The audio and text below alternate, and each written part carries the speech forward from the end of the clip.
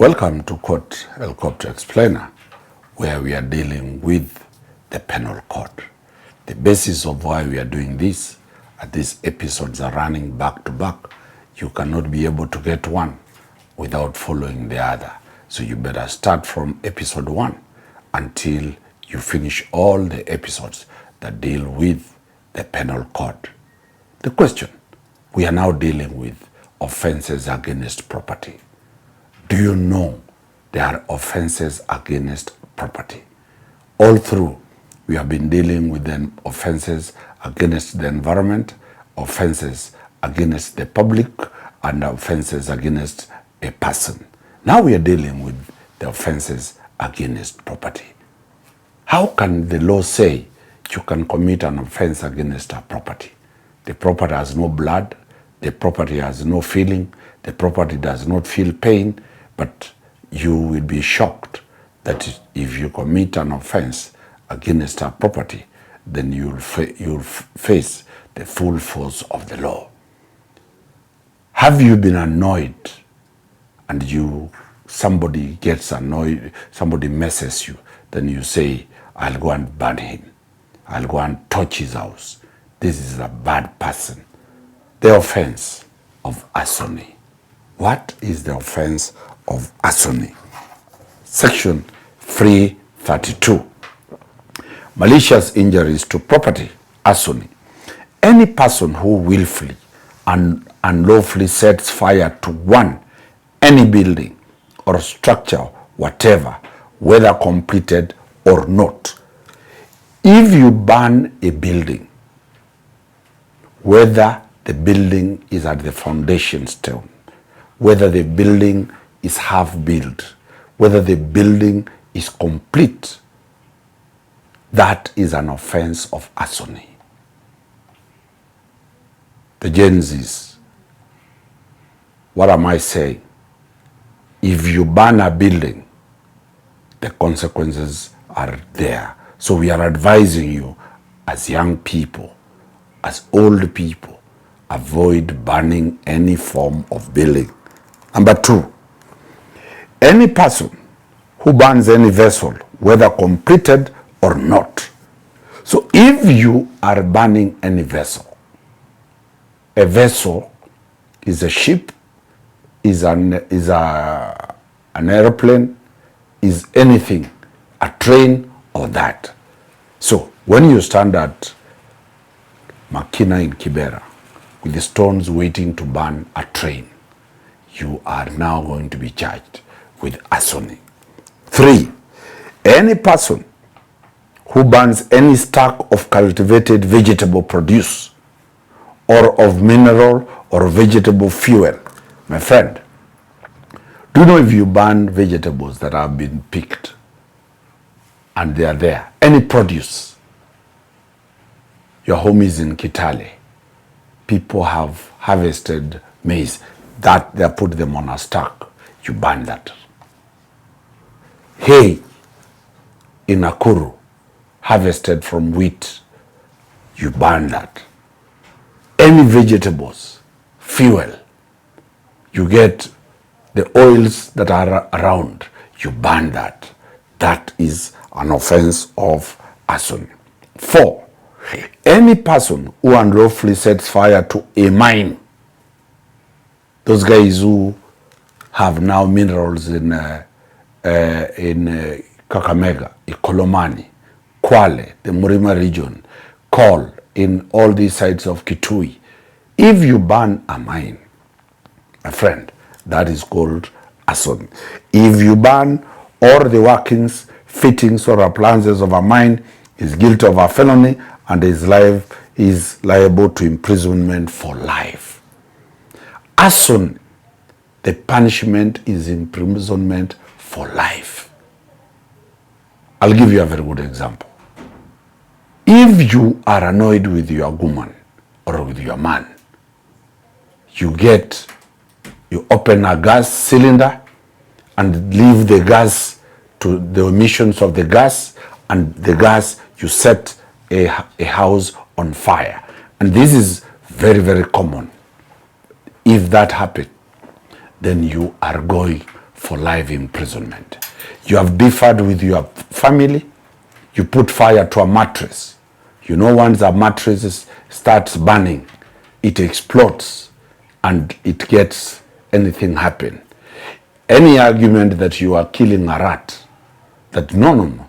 Me, I didn't know that this fire can cause a building, can cause a home to burn. That is issue.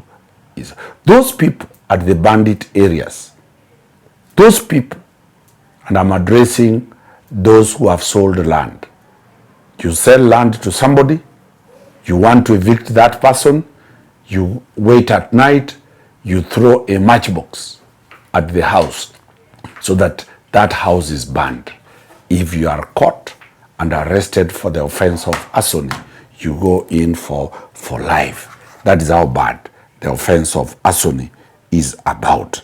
Avoid crime. Number 2, attempt to commit arson. If you attempt to commit arson, but that arson does not succeed, you'll go in for 14 years for merely attempting to commit arson. 3, setting fire to crops. Do you know it is an offense to set fire on crops? What does the law say? In section 334, any person who willfully and unlawfully sets fire to, cuts down, destroys, or seriously or permanently injures a crop of cultivated produce, whether standing, picked, or cut. If you go to somebody's shamba, cut the sukuma wiki, cut the maize, cut any form of crop, or burn it, my friend, that is a serious offense. 2, a crop of hay or grass under cultivation, whether the natural or indigenous product of the soil or not, and whether standing or cut. If you go cutting the napier grass of somebody, if you go cutting down the coffee trees, if you go cutting grass that has been planted for cows, that is a serious offense. And hey, very interesting. Have you ever cut trees of somebody? Have you ever gone to steal trees? It is not an easy thing. If you cut any standing tree, saplings or shrubs, whether they are indigenous or not, under cultivation, is guilty of a felony and is liable to imprisonment for 14 years. How many times have you gone to maliciously cut the trees, cut the shrubs, cut the sukuma wiki, anything cultivated? What is Court and Corporate telling you? If you destroy anything cultivated, you will go in for 14 years. The philosophy behind this is that if the owner gets you, he's likely to kill you, or you are likely to engage and somebody is likely to be harmed. People have sentimental attachment to their crops. People have sentimental attachment to their homes. So don't try to burn somebody's house or don't try to cut. What about attempting to set fire to crops? If you set fire to a crop, it's 14 years. If you attempt and you fail, you will go in under section 335. You'll go in for 7 years. What about casting away vessels? If you destroy a ship, if you destroy a canoe, if you destroy a dhow, if you destroy an airplane, if you destroy any of the vessels, you will go in, or a train, you'll go in for 14 years. If you attempt to destroy a vessel and you are not able, you'll go in 14 years. Then, very interesting, injuring animals. Have you gone and cut the tail of a cow because you are annoyed? Have you gotten a rungu and you dehorn a goat of somebody? What does the law say? Section 338. Any person who willfully and unlawfully kills, maims, or wounds any animal capable of being stolen is guilty of a felony and is liable if the animal is an animal such as is referred this to imprisonment for 14 years. So any animal, if you kill an animal that is a domestic animal of somebody, you injure that animal, you maim that animal, you will go in for 14 years. Why are you going to kill somebody's goat? Court helicopter is asking you, why are you carrying a panga to go and kill a chicken of somebody? A chicken costs 300 shillings or 400 shillings. You kill it. You kill a pet. You kill a cat. You go in for 14 years for that. What about malicious injury to property? I have seen a debate on social media where somebody was charged with the offense of injuring property. Many of the people are saying you cannot injure property. Now the court helicopter tells you that you can injure property. That is malicious injuries to property. So it is not only human beings that you can injure. You can injure property under section 339. What does it say? Any person who willfully and unlawfully destroys or damages any property is guilty of an offense which, unless otherwise, and you shall be imprisoned for 5 years. The property in question is a dwelling house or a vessel, and the injury is caused by the explosion of any explosive substance, and if any person in the dwelling house or destruction of damage actually endangers the life of any person, the offender is guilty of a felony and is imprisoned for life. So if you destroy a dwelling house where somebody stays, it does not matter whether it is a mabati structure, whether it is a grass thatched house, whether it's a carton house. All that is required is that somebody has been staying in that house, in that dwelling place. You will go in for life. Then we have, if the property in question is a bank, a wall, a river, a canal, a reservoir, anything about land, water, or a railway line, or a bridge, or a road, any of these things, if you destroy a road, a bridge, a canal, an expressway, when you are demonstrating, my appeal, know that your sentence is life imprisonment. Don't try to destroy any property. Don't try to destroy any road. Have you taken a tire, old tire, and lit it on a road?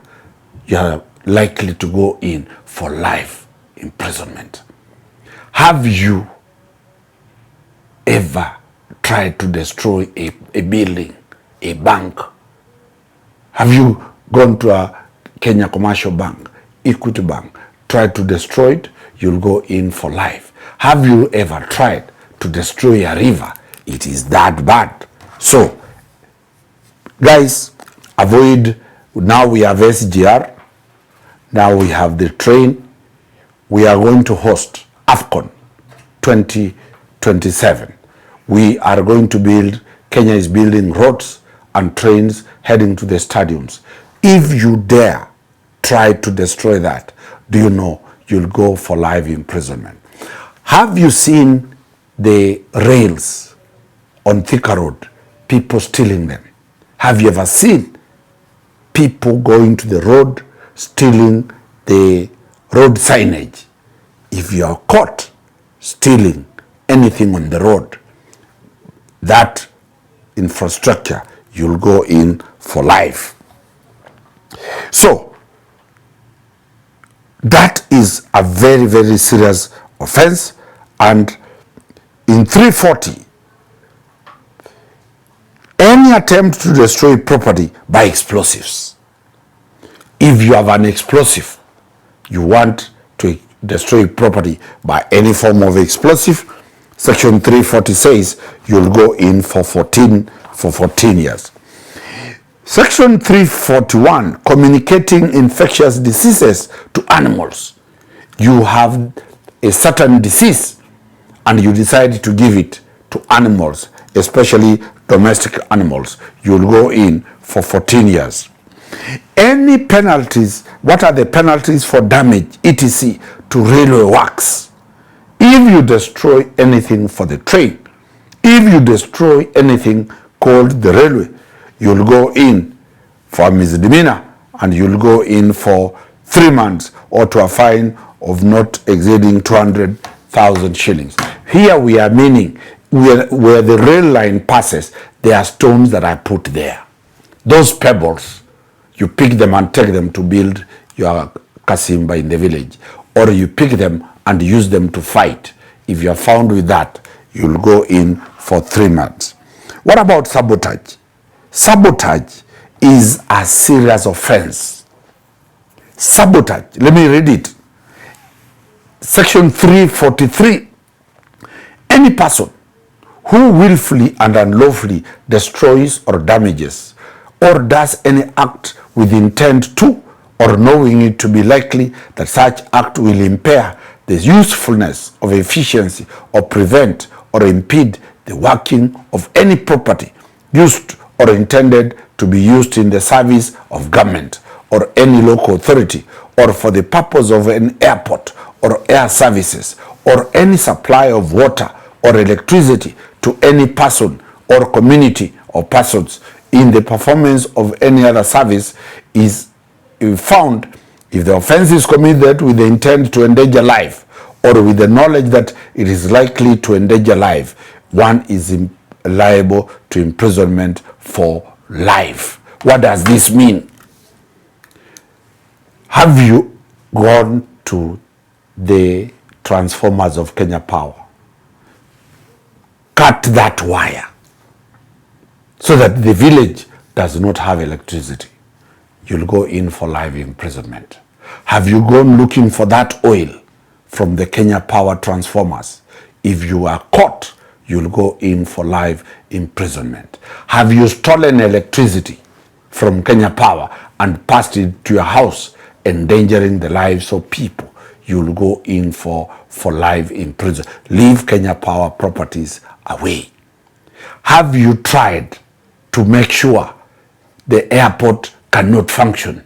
You get into the radar system of the airport and interfere with the radar system. You'll go in for life imprisonment. Have you built a barrier on a train or on a railway so that once the train comes, the trains get accident, you will go in for life? Have you sabotaged any government function? We know very well, during the war of apartheid in South Africa, the people who are fighting the ANC started the war called guerrilla, sabotaging government installations. It is a serious offense to sabotage government installations that offer services to the people. If you are found, you go in for life. Lastly, on that issue is a threat to ban. If you give a threat to ban any government machinery, if you issue a threat that you can ban anything, any threat to ban anything, my friend, you will go in for 7 years. Wakili Danstan Omari has told you offenses against the property is a serious offense. They have serious offenses in this country. We've dealt with arson, we've dealt with sabotage, we've dealt with injuries to the properties, we've dealt with all these issues. Why do you want to go to prison? Our appeal and our reason to start Court Helicopter is to give the civic education. As much as we give you the law, we also have a duty to teach you and to encourage you to avoid crime, because crime does not pay. Crime is very expensive, and that is why in these matters, episodes about crime, Court Helicopter, we are in a tracksuit telling you run away from crime. because crime is very expensive to deal with it, and you might land yourself in prison. And that is why the logo is be aware. Why do you want to go to jail when Court Helicopter has brought it to you? Keep watching. Wakili Danstan Omari wishing you a fantastic 2026. Thank you very much.